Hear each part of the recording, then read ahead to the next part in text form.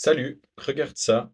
C'est fait avec FreeCAD, de l'impression 3D, de la découpe laser et une bonne dose d'astuces. Je te montre dans le détail comment j'ai fait pour que ça puisse t'inspirer.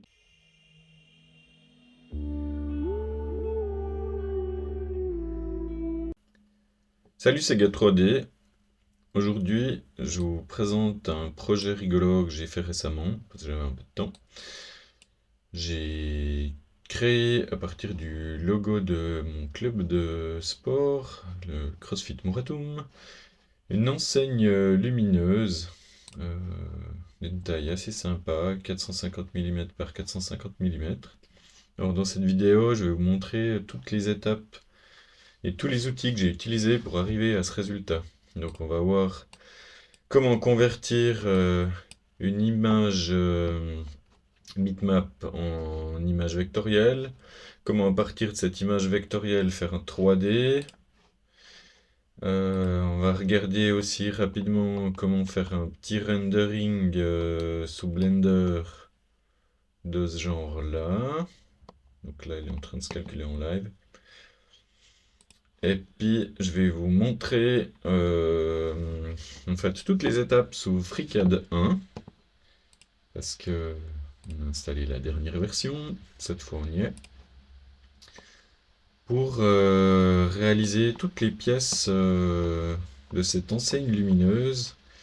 Petit challenge, à savoir que j'ai à ma disposition qu'une vieille Ender 3 comme imprimante 3D, donc avec un plateau de 220 par 220, et mon sac boîte pour la découpe laser, où j'ai actuellement une surface de découpe de 340 mm par 260. Donc vous voyez bien, mon petit problème, c'est que j'arrive pas à faire toute l'enseigne dans une seule découpe. Ok, première étape, je vais vous montrer comment on va convertir n'importe quelle image en image vectorielle pour pouvoir l'utiliser de manière un peu plus sérieuse après pour faire de la construction 3D. Pour ça, je me suis servi de Inkscape, un super logiciel open source qui existe depuis très longtemps. On va pas trop rentrer dans le détail, donc version 1.4. Comment ça se passe? En fait, c'est assez simple. Prenez votre logo. Voilà. Vous pouvez l'adapter un petit peu. Donc on presse CTRL pour garder les proportions. Et puis, dans Inkscape, il y a un super outil qui s'appelle Trace Bitmap. Donc vous cliquez là-dessus. Et puis là, il y a les seuils à régler. Pour la détection, vous pouvez également régler différentes choses. En gros, c'est la netteté de la découpe. Vous faites simplement Apply, et puis ça vous fait une image vectorielle que vous allez pouvoir utiliser. Donc vous prenez simplement cette image, faites Export, vous l'exportez en SVG, et voilà, vous avez donc votre image qui est convertie en fichier SVG que vous pouvez après par la suite utiliser dans FreeCAD. Donc maintenant, on peut passer à FreeCAD. Donc pour faire la démonstration, je vais créer un nouveau fichier.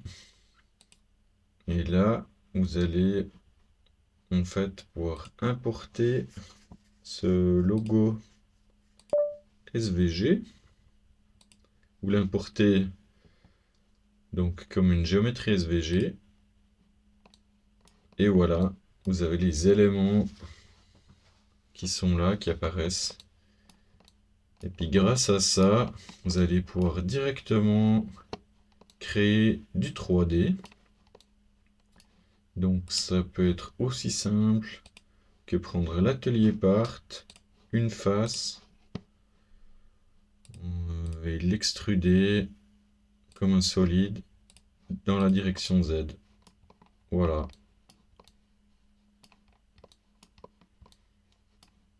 Donc, je pense que vous avez compris le principe de cette première étape. Du coup, je vous montre pas tout le détail avec le logo complet, mais sur le principe, c'est ça. Et vous pouvez après utiliser vos volumes, soit en positif ou en négatif, en fonction de ce que vous voulez faire. Voilà, c'est ce que ça donne une fois que vous avez pris le temps de faire le boulot comme il faut. Puis après, moi, ce que j'ai simplement fait, c'est que j'ai dessiné un cadre qui entoure le logo global. Et puis j'ai fait du coup une découpe. Alors, juste voir ça maintenant. Je fais une découpe de mon volume du logo dans mon cadre. Et du coup, ça me donne la face avant de mon logo.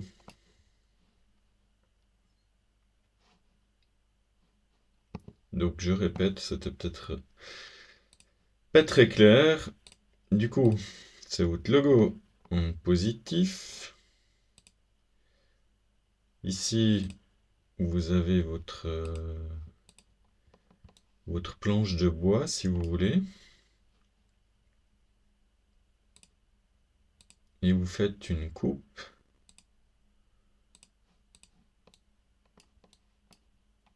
du logo en positif dans la planche de bois.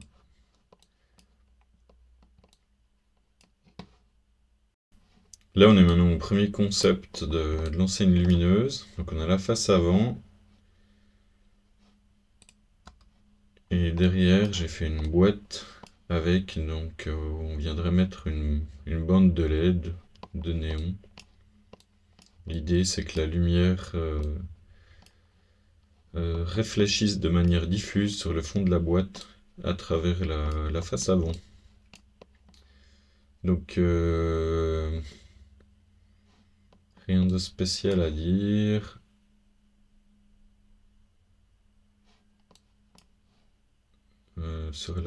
Qu'est-ce qui peut être intéressant pour vous? Pour la boîte, j'ai utilisé la fonction thickness. Donc j'ai simplement fait le volume et puis j'ai creusé à l'intérieur. C'est très pratique, je vous montre juste le principe. Il faut connaître ça. Donc vous créez un corps, vous faites n'importe quel volume. Ici un pauvre rectangle. Voilà. Et du coup c'est cette fonction-là. Ça vous permet de creuser à l'intérieur. Après vous pouvez régler l'épaisseur. Du coup là, dans mon cas, c'était bien pratique parce que j'ai pris le contour extérieur de la boîte et puis j'ai creusé l'intérieur. Voilà, ça c'est peut-être quelque chose d'intéressant pour vous. Pour la bande lumineuse, oui, là j'ai utilisé une petite nouvelle petite fonction sympathique de l'atelier Sketcher. C'est la fonction de détourage. Donc, on va fermer. Je reprends mon exemple ici. Vous pouvez prendre n'importe quel sketch. Et après,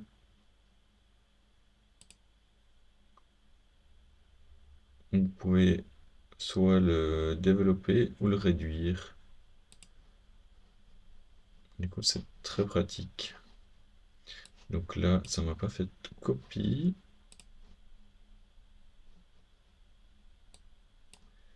Vous cochez Keep Original Géométrie. Et voilà. Partez depuis le centre. Et ça vous permet de faire un clone expansé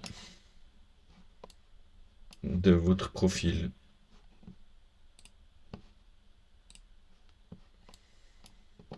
Voilà pour le concept global. Donc ça, c'est mon premier modèle que j'ai utilisé ensuite pour faire un rendering, pour pouvoir proposer le projet.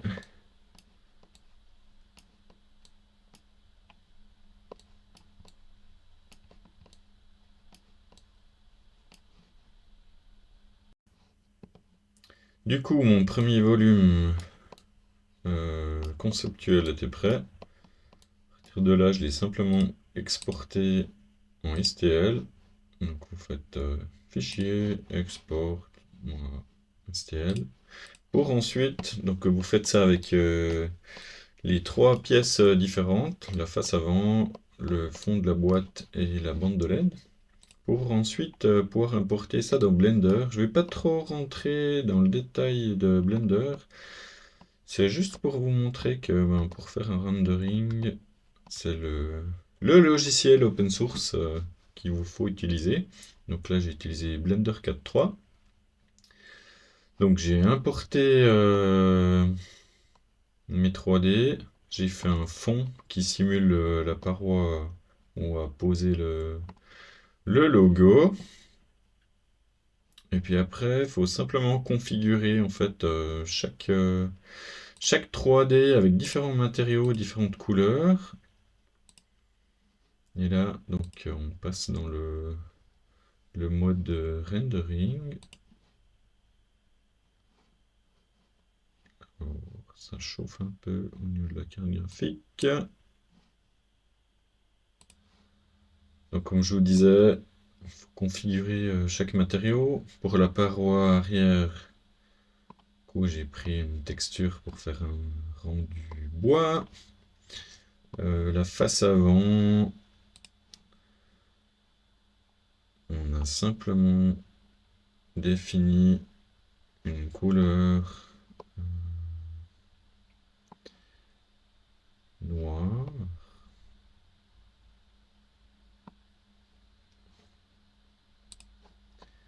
Pour le fond, j'ai défini une couleur blanche. Et pour la bande de LED, c'est ça qui est le plus intéressant. J'ai défini une couleur émissive. Donc au niveau du matériau, voilà. Il y a ici la petite option émission et vous pouvez choisir la couleur que vous lui donnez. Et vous pouvez donc lui demander à ce que ce soit émissif. Donc c'est comme si c'était une source de lumière. Et ça permet de simuler le rendu de manière assez réaliste. Donc là, on est en live avec l'enregistrement vidéo. C'est un peu chaud, la carte graphique, de la peine à suivre. Si on lui laisse le temps, vous voyez que le rendering apparaît. On peut changer la couleur de la bande de LED. Donc ça permet de faire un rendu assez sympa.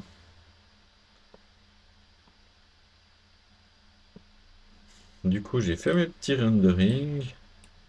Et après, j'ai proposé mon petit projet. Et ça a plu. Du coup, je peux me lancer dans la suite. Voilà, on revient maintenant dans FreeCAD. On n'a pas encore trop parlé de dimensions. Pour l'instant, j'avais simplement utilisé mon SVG sans trop regarder quelle dimension ça faisait. Et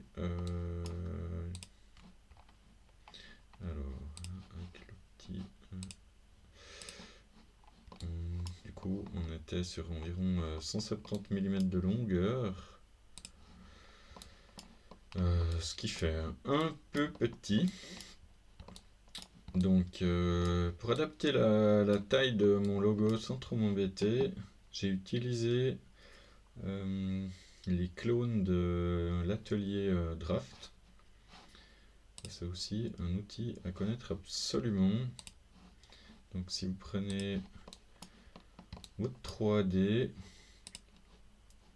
vous pouvez en fait directement lui adapter à la taille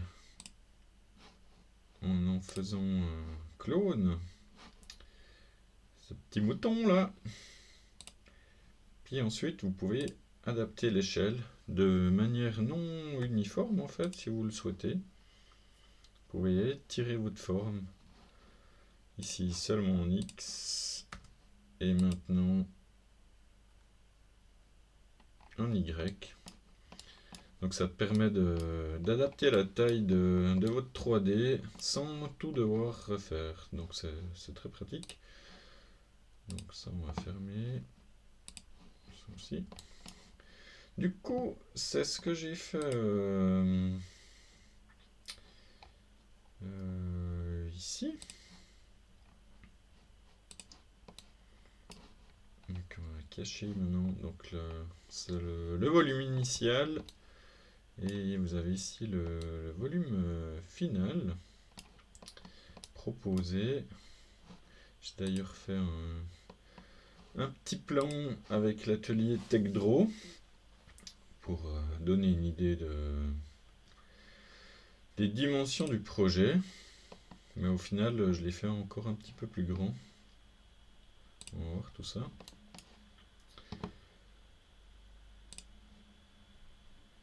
Donc là, on va cacher notre 3D initial.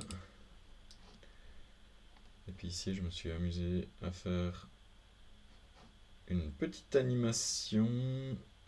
Juste que je retrouve. Voilà. Avec l'atelier Exploded Assembly. Juste pour illustrer le principe du projet. Donc la boîte, la bande de LED et la face avant. Donc ça, c'est la première idée. Voilà, on remballe. Hop. Voilà, donc si jamais, petit atelier utile aussi à connaître. Bon, maintenant on passe aux choses sérieuses. Une fois le projet entre guillemets vendu, accepté, on se lance dans la fabrication. Donc après un premier essai qui est passé que j'ai pu découper en une seule fois dans ma surface de travail, donc 340 mm par 260. On le trouvait avec mon fils un petit peu petit. Du coup, on a décidé de un petit peu booster la taille. Donc on s'est arrêté sur une dimension de 460 de long pour presque 400 de haut. Mais le problème technique, purement technique, c'est que tant pour faire le cadre en impression 3D pour venir accueillir la bande de LED, j'ai qu'une petite Creality Ender de 220 par 220 de plateau. Et mon découpeur laser, je suis limité à cette surface de travail. Ça impose que ma forme soit réalisée en plusieurs fois. Du coup, j'ai eu l'idée de faire du puzzle. Donc j'ai utilisé deux techniques de puzzle différentes. Pour la face avant, comme j'ai utilisé donc du panneau croisé de peuplier de 4 mm d'épais, c'est de toute façon un peu faible, alors c'était bien de doubler l'épaisseur. Donc j'ai découpé ma face avant en 3 pièces différentes. Donc avec une première découpe qui suit le design du logo et une deuxième découpe technique pour venir renforcer la pièce derrière. Donc ça c'était pour la face avant. Donc j'ai fait ces deux découplages. Je vous montre tout de suite tout à l'heure comment est-ce qu'on procède dans FreeCAD pour faire ce genre d'opération. Et pour le cadre, donc ici j'ai extrudé un joli profil de 35 mm d'épais avec une bonne surface de collage pour pouvoir venir mettre ma bande de LED à l'intérieur et puis que ça fasse un finish un peu propre. Donc là j'ai utilisé la même technique, du coup j'ai fait toute ma pièce, puis après je l'ai découpée en petits bouts pour que ça passe sur mon plateau d'imprimante 3D. Et pour le fond, euh, là je voulais pas réutiliser cette technique de puzzle double couche, donc j'ai fait une vraie découpe de puzzle mais simple couche avec des emboîtements de type puzzle, mais avec la même technique au niveau de la modélisation 3D.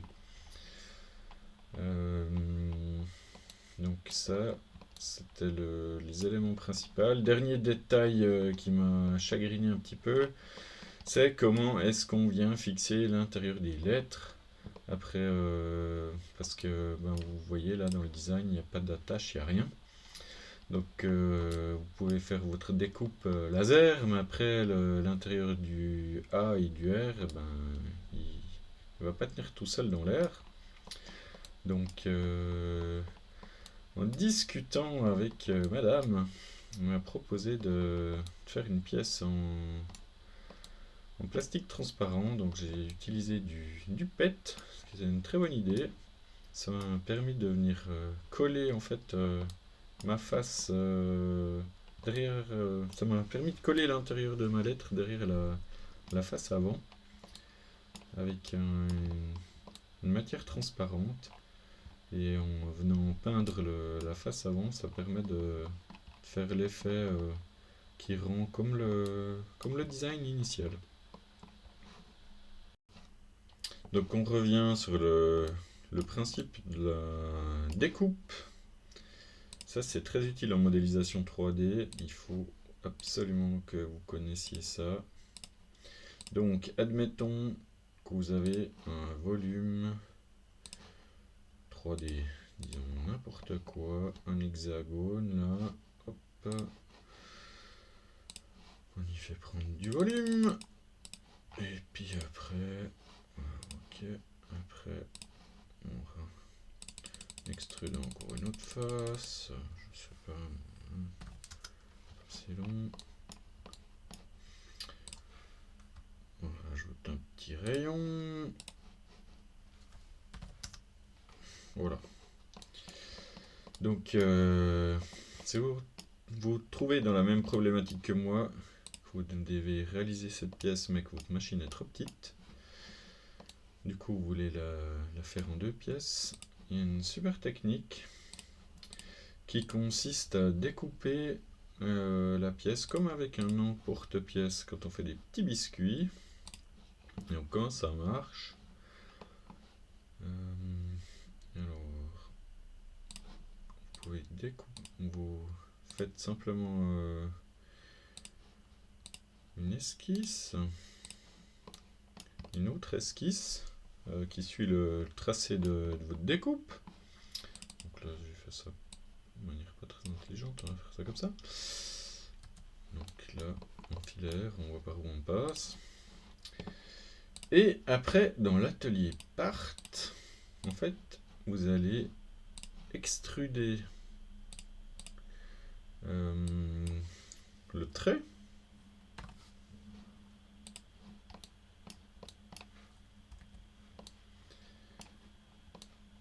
Et ça vous donne le plan de découpe. Et après, il y a un super outil qui s'appelle Slice Apart qui permet véritablement de découper votre pièce en deux pièces en utilisant votre emporte-pièce. Donc vous sélectionnez le corps à découper, le profil de découpe, sélectionnez la fonction et voilà, vous vous retrouvez avec deux pièces qui sont utilisables de manière totalement indépendante. C'est vraiment hyper pratique. Il faut connaître ça. Voilà, maintenant on a vu sur les grandes lignes tous les principes de modélisation 3D utilisés dans ce projet. Maintenant je vais vous présenter encore comment concrètement on programme les machines pour réaliser les pièces. Donc les plaques à la découpeuse laser et aussi les pièces imprimées 3D juste pour la culture. Je pense que beaucoup savent faire ça. Peut-être que certains découvrent. Donc pour les pièces imprimées 3D, moi j'utilise Orca Slicer. Donc c'est tout simple. Donc vous sélectionnez le profil de la machine. Vous avez le plateau là. Et vous prenez vos pièces. Vous positionnez ça sur le plateau. Après, vous sélectionnez les paramètres de solidité que vous souhaitez utiliser. Et ça vous fait le tranchage de votre pièce. Donc là, on voit toutes les couches de la pièce. Et maintenant, presque le sujet le plus intéressant du projet, la programmation de la découpe laser. Je vous montre comment est-ce que j'ai fait ça. Donc j'ai utilisé l'atelier CAM, anciennement PASS de FreeCAD. Donc ici vous avez par exemple cette pièce du panneau arrière. En vert vous avez le parcours d'outils. Je vais vous montrer du coup là dans le détail le workflow que j'ai utilisé pour programmer ces découpes. Parce que je trouve ça intéressant. Donc comment ça se passe? Si on reprend les pièces exemples que j'ai utilisées avant, donc vous êtes dans l'atelier CAM ici. Donc je disais, premier point à observer, très important quand vous faites de l'usinage 3D, c'est de positionner votre pièce par rapport à votre surface de travail. Donc moi j'ai une surface de travail qui fait 340 mm dans l'axe X et 260 en Y. Du coup, en mettant comme ça, j'ai ma pièce qui est dans la zone de travail. Du coup, je vais pouvoir créer mon job. Là, du coup, on prend ce volume-là. Hop, voilà. Donc là, ça va être la zone d'usinage qui se crée. Donc, on sélectionne le contrôleur de notre machine, Marlin en l'occurrence. Alors, il est où? Voilà. Au niveau de l'outil, on définit une vitesse d'avance. Donc, on découpe laser 200 mm dans les déplacements horizontaux et aussi 200 mm dans les déplacements verticaux. C'est un laser, donc il n'y a pas de sens de rotation. Voilà. Voilà, on est prêt. Donc ici c'est le 0 de la machine. On veut découper en fait le profil de la pièce. Donc on sélectionne cette surface. Et puis ici on a un outil profil. Donc la géométrie de base c'est la face là. Après vous pouvez choisir en fait la profondeur d'usinage. Moi je vais mettre mon laser en fait à 0 sur ma planche. Donc la hauteur de départ je la veux à 0. Et je descends à moins 0,1 par pas de 0,1. Comme ça, en fait, je reste sur la même hauteur. Ici, c'est les déplacements entre les opérations d'usinage. Donc, on va aussi définir des hauteurs un peu normales. 5, 4. Après, on dit OK, et voilà, vous avez votre parcours d'outils qui s'est créé là autour de cette pièce. Par contre, là, on voit qu'il est décalé parce que j'ai oublié de changer le diamètre de l'outil. Donc, parce qu'en fait, on simule un usinage. Donc, on va essayer l'outil de simulation. Une petite simulation là. Alors, premier passage à travers le matériau. Et voilà, ça simule notre découpe de profil. Alors, ça nous a fait un volume viré. Et comme je disais, j'ai oublié de changer le diamètre de l'outil, parce qu'en standard, il est à 5 mm. Comme c'est un laser, en fait, en théorie, il fait 4 centièmes, mais moi je mets un 1/10. Et voilà, notre parcours d'outils c'est bien rapproché. Puis voilà, on a notre parcours d'outils qui est fait du coup.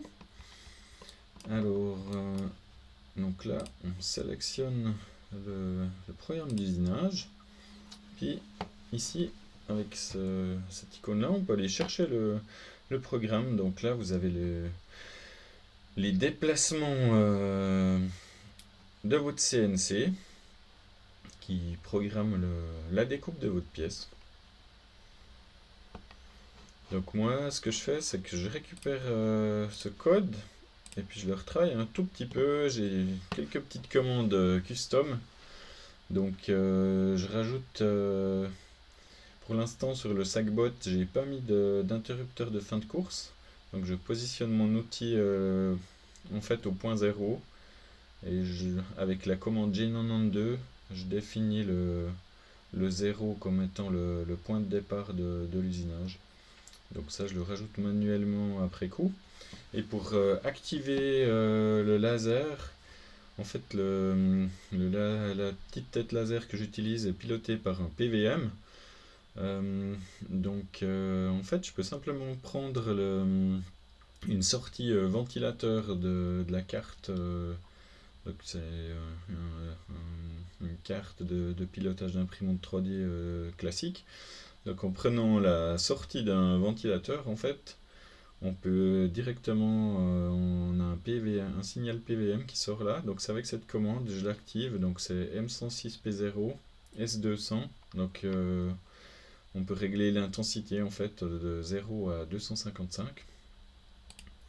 Et puis là, ça permet d'activer le laser à environ 70% de la puissance. Et puis après, je commence ma découpe.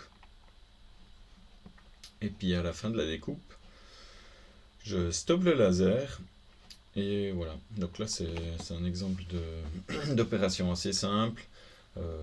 Par exemple, lors de la découpe de la tête du lion, il y a plusieurs éléments qui sont séparés. Donc il faut faire bien attention à activer le laser avant le parcours d'outils et bien l'arrêter à la fin, sinon vous allez découper votre planche entre les différentes opérations. Donc là il y a un peu de travail manuel, il faut être bien concentré, savoir ce qu'on fait.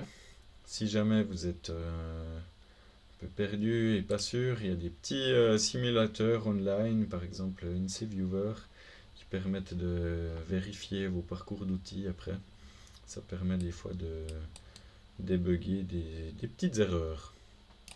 Voilà, donc c'est comme ça que j'ai programmé mes découpes laser. Et là, comme ça, je vous ai montré en fait la totalité des outils open source que j'ai utilisés dans ce projet.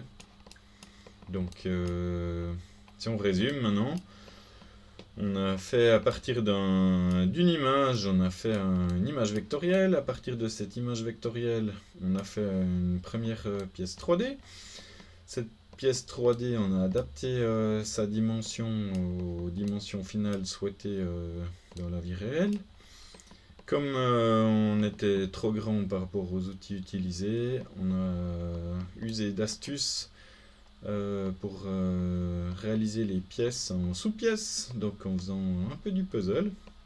Donc, découpe de la face avant avec un puzzle double couche, découpe de la face arrière avec un puzzle avec des vrais emboîtements, et découpe du cadre imprimé 3D pour accueillir la bande de LED en sous-éléments qui rentrent sur un plateau d'imprimante 3D basique. Après, une fois que cette modélisation était terminée, donc on a programmé l'imprimante 3D avec Orca Slicer pour fabriquer les pièces en plastique. Et pour les pièces découpées au laser, ben, j'ai utilisé l'atelier CAM qui est tout à fait complet. On en parlera dans d'autres vidéos. On peut faire plein de choses avec cet atelier. Ici, je vous montre juste le cas de la découpe laser. Donc, j'ai généré mes parcours d'outils avec cet atelier. Et comme j'ai une configuration particulière, la mise en marche et l'arrêt de l'outil a été fait de manière manuelle après dans les programmes. Voilà, comme ça on a fait le tour du workflow complet pour les outils que j'ai utilisés dans ce projet. Voilà, maintenant on passe à la partie réalisation. Donc découpe laser sur le sac-boîte. J'ai fait une housse de protection pour aspirer les fumées. Donc ici on voit le premier essai de découpe de face avant, celle qui était trop petite. Là on découpe un bout de panneau arrière, on voit la fumée qui s'échappe. Euh, donc on découpe tout outre, les pièces se détachent toutes seules.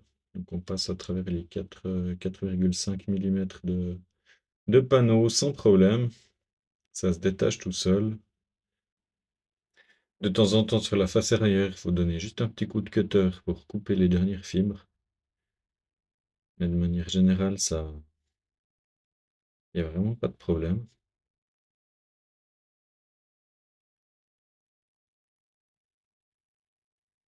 Là, on va assembler le puzzle de la face arrière. Donc, la découpe est très précise. On est bien dans le dixième de millimètre de précision, voire moins. Ça s'emboîte sans aucun souci.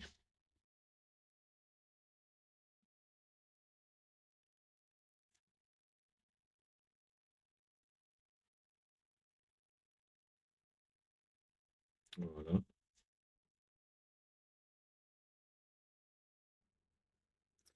On continue avec la découpe laser. Là, la pièce principale, la tête de lion de la face avant. La plus jolie pièce. Mini time-lapse. Toujours à une vitesse de 200 mm/s. Une fois que on a toutes les pièces de la face avant, donc le puzzle double couche, ça s'assemble simplement comme ça. Après, je l'ai solidarisé avec un peu d'époxyde.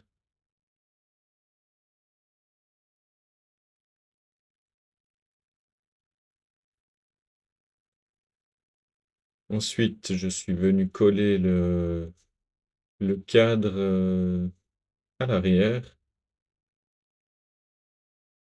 dans lequel on va pouvoir venir fixer les bandes de LED.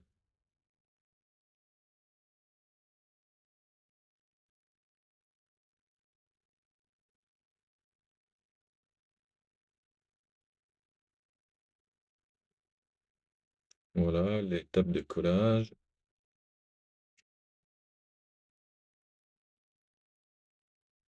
Dépose de la bande de LED. Donc, j'ai pris de la petite bande de LED standard pour mettre autour de son mobilier. 5 mètres quand même. Donc, j'ai simplement fait 3 fois le tour.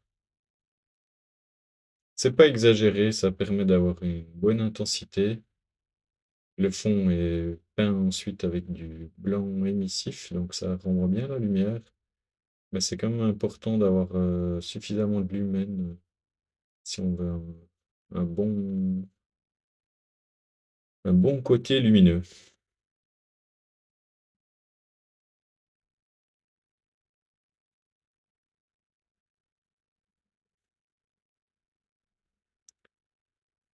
Sur la face avant, pour optimiser le contraste, Je l'ai simplement laqué avec une laque acrylique. Un coup de pinceau, donc tout ce qu'il y a de plus simple. Couleur anthracite. Petite difficulté, garantir que les LED collent bien contre le cadre extérieur. Donc là, c'est un pré-essai pour voir le rendu devant mur blanc. On voit qu'on est déjà pas mal. Avec les couleurs claires, en fait, donc là, il n'était pas encore peint. Le contraste n'était pas forcément optimal. C'est ça que j'ai décidé de peindre, comme dans mon rendering, en fait, la face avant, en anthracite.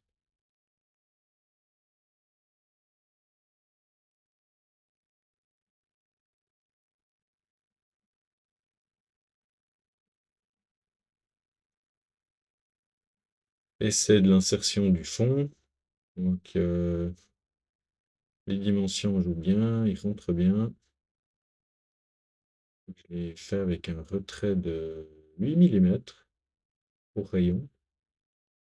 Donc, ça permet de bien s'insérer.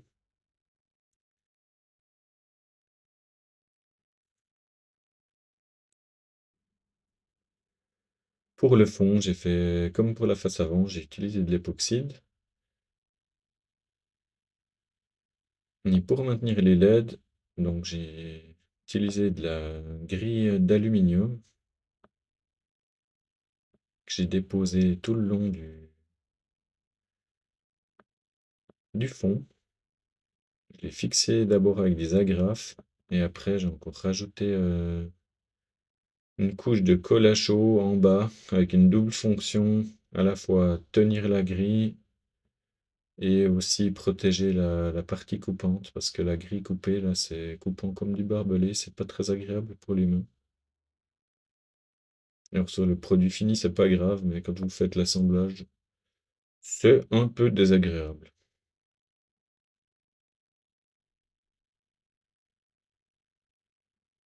Voilà donc dépose de la colle à chaud pour maintenir cette grille bien en place.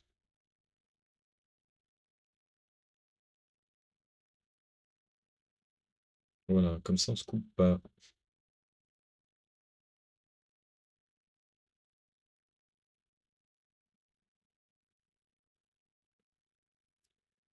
Pour l'intérieur des lettres, comme je vous ai dit, j'ai imprimé des pièces en PET transparent sur mes vieilles, très vieilles Creality Ender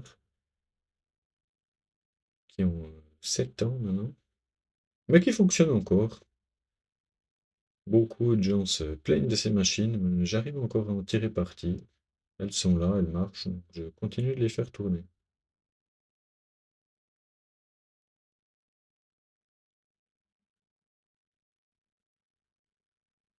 Petit coup d'ébavurage,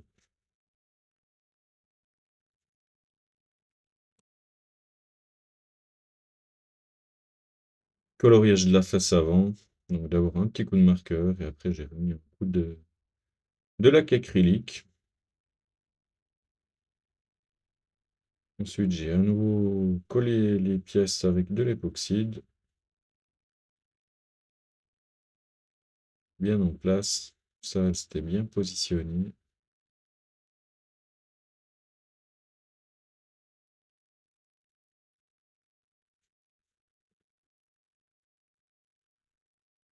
La griffe de l'artiste.